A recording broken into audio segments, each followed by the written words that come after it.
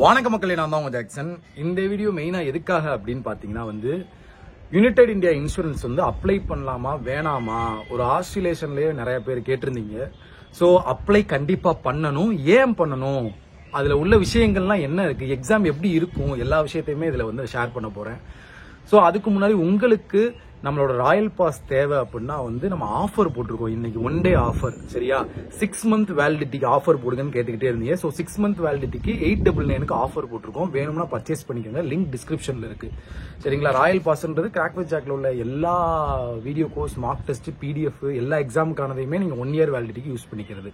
But அது 6 மந்த்துக்கு கொடுத்துருக்கோம், வேணும்னா பர்ச்சேஸ் பண்ணிக்கோங்க. சரி, ஸோ ஃபர்ஸ்ட் விஷயம் பார்த்தீங்கன்னா இந்த யூஏசி எக்ஸாம் பார்த்தீங்கன்னா 2017 தான் வந்திருக்கு, சரிங்களா? அப்ப பாத்தீங்கன்னா பிரிலிம்ஸ் எக்ஸாமும் இருக்கு, மெயின்ஸ் எக்ஸாமும் இருந்திருக்கு. இப்போ ஒரு 5-6 வருஷம் கழிச்சு இப்ப 2023 வந்திருக்கு. மெயின்ஸ் மட்டும் தான் இருக்கு அப்படின்னு சொல்லியிருக்காங்க. இந்த தடவை பிரிலிம்ஸ் கிடையாது. ஸோ மெயின்ஸ் எக்ஸாம் இருக்கு, அதுக்கப்புறம் லாங்குவேஜ் ப்ரொஃபிஷியன்சி டெஸ்ட் இருக்கு.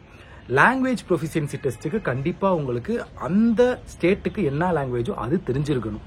இப்ப எஸ்பிஐலாம் பாத்தீங்கன்னா லாங்குவேஜ் ப்ரொஃபிஷியன்சி டெஸ்ட் எப்படி வைக்கிறாங்கன்னா, ஒரு ஒரு ரீடிங் காம்ப்ரிஹென்ஷன் மாதிரி ஒரு பேராகிராஃப் மாதிரி தமிழ்ல கொடுத்துறாங்க. அது கீழே ஒரு 10 கேள்வி கேட்டிருக்காங்க. பிரிண்ட் அவுட் மாதிரி கொடுத்து அது கீழே ஒரு 10 கேள்வி கேட்டிருக்காங்க.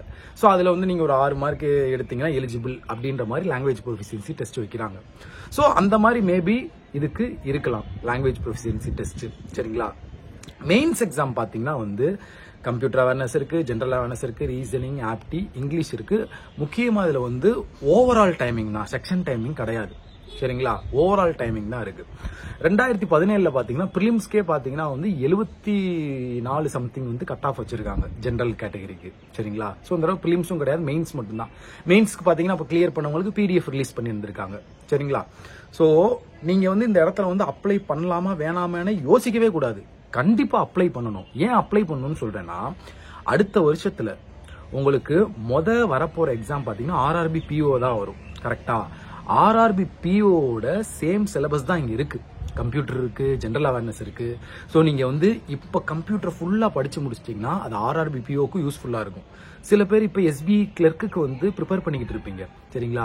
இன்சூரன்ஸ் எக்ஸாம் சேம் சிலபஸ் தான், பேங்க் எக்ஸாமோட சேம் சிலபஸ் தான் இன்சூரன்ஸ் எக்ஸாமுக்கு. அதே மாதிரி தான் உங்களுக்கு வரப்போகுது. எஸ்எஸ்சி எக்ஸாம் மாதிரி இருக்காது, பேங்க் எக்ஸாம் மாதிரி தான் உங்களுக்கு இன்சூரன்ஸ் எக்ஸாம் இருக்கும். என்ன, இன்சூரன்ஸ் அவேர்னஸ் மேபி வரலாம், பேங்கிங் அவேர்னஸும் கேட்பாங்க, இன்சூரன்ஸ் அவேர்னஸ் அந்ததும் கேட்பாங்க, சரிங்களா? இன்சூரன்ஸ் ஸ்கீம் பத்தி கேட்பாங்க. ஸோ இந்த மாதிரி நம்ம எக்ஸ்ட்ரா படிச்சு வச்சுக்க வேண்டியதுதான். ஸோ எஸ்பிஐ கிளர்க்கு ப்ரிப்பேர் பண்ணிக்கிட்டு இருக்கீங்கன்னா நீங்க அப்படியே ப்ரிப்பரேஷன்ல அப்படியே நீங்க அதுலயும் ப்ரிப்பேர் பண்ணிக்கலாம், அதுலயும் கிளியர் பண்ணிக்கலாம் சூட்டோட சூட்டா, சரியா? பிப்ரவரி மாசம் தான் எக்ஸாம் வருதுன்னு இருக்காங்க. ஸோ ஃப்ரெஷர்லாம் படிக்கிறீங்கனாலும் உங்களுக்கு ஒரு 2 மாசம் கிட்ட டைம் இருக்கு, நல்லா ப்ரிப்பேர் பண்ணலாம் அதுக்கு, சரிங்களா? ஓகே. ஸோ ஃபீஸ் பார்த்தீங்கன்னா உங்களுக்கே தெரியும், எஸ்சி எஸ்டி கேட்டகரி, பிடபிள்யூடிக்குலாம் 250, மற்ற எல்லா கேட்டகரிக்கும் பார்த்தீங்கன்னா 1000 rupees வச்சிருக்காங்க, சரிங்களா? ஒருவேளை ஃப்ரெஷராலாம் நீங்க இருந்தீங்கன்னா, சார் இந்த எக்ஸாம் நான் ஃப்ரெஷர் சார், நான் எப்படி சார் கிளியர் பண்ண முடியும், நான் 1000 ரூபா கொடுத்து அப்ளை பண்ணுவேன் அப்படின்னு யோசித்தீங்கன்னா நீங்க ஃபேக்கா கூட அப்ளை பண்ணி ஒரு பிராக்டிஸ் எக்ஸாமை எழுதி பார்க்கலாம். நீங்க எப்போ ஒரு ரியல் எக்ஸாம் எழுதி பாக்குறீங்களோ அப்பதான் உங்க லெவல் தெரியும், எந்த இடத்துல நம்ம இருக்கோம் அப்படின்னு சொல்லி. சும்மா நான் எக்ஸாம் எழுத மாட்டேன், நான் ரெடி ஆயிட்டு எழுதிக்கிறேன்னா அது வேஸ்ட். ஒரு எக்ஸாம் இருக்குன்னு நினைச்சு நம்ம படிச்சோம்னா வேற மாதிரி படிப்போம், எக்ஸாமே இல்லாம படிச்சோம்னா ஒரு மாதிரி சோம்பேறித்தனமா படிப்போம். இதுதான் நம்மளோட இயல்பு, சரிங்களா? அதனால தயவு செய்து எல்லாருமே எக்ஸாம் அப்ளை பண்ணுங்க, வெறித்தனமா ப்ரிப்பேர் பண்ணுங்க.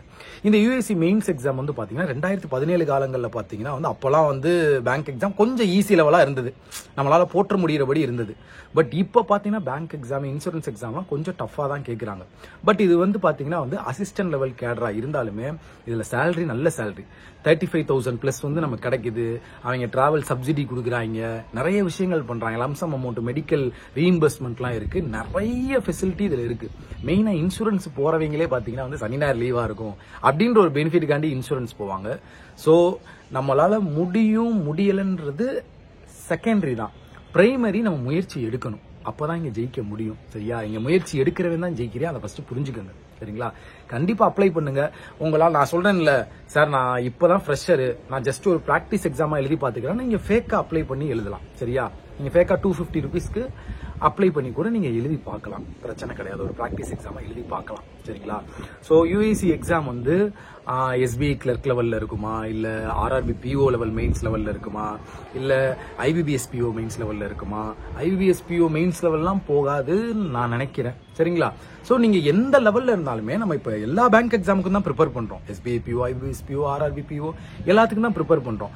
நம்ம எல்லாத்துக்கும் ரெடி ஆயிருக்கும். ஸோ கொஸ்டின் பேப்பர் எப்படி இருந்தாலும் நம்ம அதுக்கு எதிர்த்த மாதிரி ப்ரிப்பேர் பண்ணிக்க வேண்டியதான். உங்களுக்கு வந்து நான் யூஏசியோட 2017 மெயின்ஸ் மெமரி பேஸ்டு கொஸ்டின் வந்து நான் கொண்டு வரேன், சரிங்களா? ஸோ வெறித்தனமாக படிங்க, கண்டிப்பாக நம்மளால் கிளியர் பண்ண முடியும்னு நினச்சி வெறித்தனமாக படிங்க, கண்டிப்பாக முடியும். ஸோ இதை தான் சொல்லணும்னு நினச்சேன். கண்டிப்பாக அப்ளை பண்ணுங்க. உங்களுக்கு வந்து அப்ளை பண்ணாதான் படிக்கிற வெறி வரும், அதை புரிஞ்சுக்கங்க. இல்லாட்டி வெறி இல்லாமல் படிச்சுக்கிட்டு இருப்பீங்க, சரிங்களா? ஸோ வெறித்தனமாக படிங்க. வெற்றி நமதே. உங்களிருந்து விடைபெறுது உங்கள் ஜாக்சன். மறக்காம ராயல் பாஸ் ஆஃபர் போட்டிருக்கோம், பர்ச்சேஸ் பண்ணி அதில் உள்ள வீடியோ கோர்ஸில் உள்ள வீடியோஸ்லாம் பாருங்க, அதில் உள்ள மெட்டீரியல்லாம் வந்து சால்வ் பண்ணி பாருங்க.